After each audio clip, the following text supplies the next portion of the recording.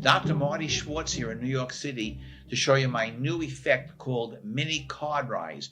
Now, you know how much I like the rising cards, and this is the cutest rising cards that you'll ever see because it uses a mini deck of cards. So what you'll get is a mini deck of cards. We'll take the rubber band off it, and now you can fan the cards out like this, and it's a free choice.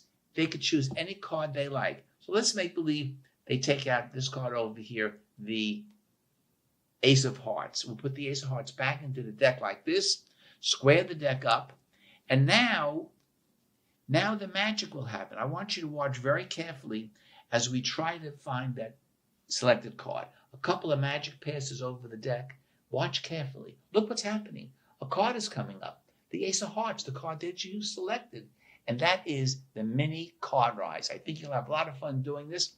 And of course, if you want, the deck can be used now for your next favorite trick if you want to use a mini deck.